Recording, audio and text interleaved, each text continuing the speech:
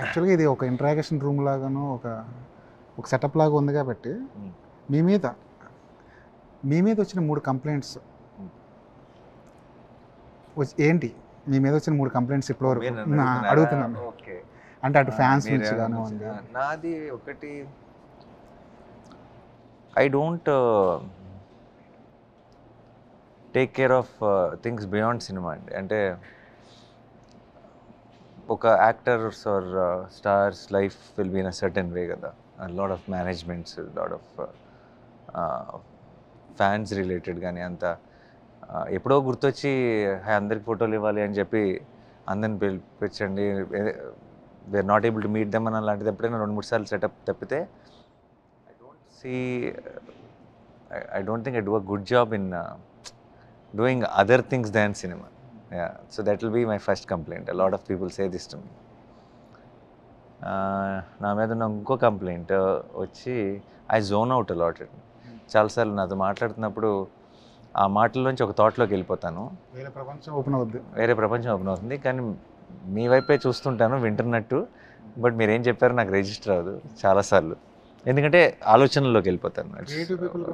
ఉన్న ఒక maybe because of that. So నన్ను అందుకే నా కజిన్స్ కానీ నా ఫ్రెండ్స్ అందరూ వింటున్నానా లేదా అని టెస్ట్ చేయడానికి సడన్గా అంటే చెప్తూ అప్పుడు నేను ఆ ఫ్లైట్ నుంచి దూకేశాను ఇలాంటిది ఏదో చెప్తారు, నేను అంటాను కదా ఏంటా నువ్వు వింటలేదు అని చెప్పి ఇమీడియట్గా కరెక్ట్ చేస్తారు. ఇంకొక కంప్లైంట్ ఎవరిదైనా అవ్వచ్చా? అయితే మా అమ్మ తినట్లేదు, పడుకోవట్లేదు టైం కని. నేను మా అమ్మ లేట్ నైట్ పర్సన్ అండి.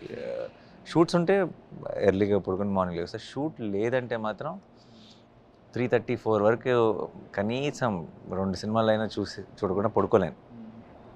సో ఆబ్వియస్లీ లేట్గా లెగుస్తాను కూడా.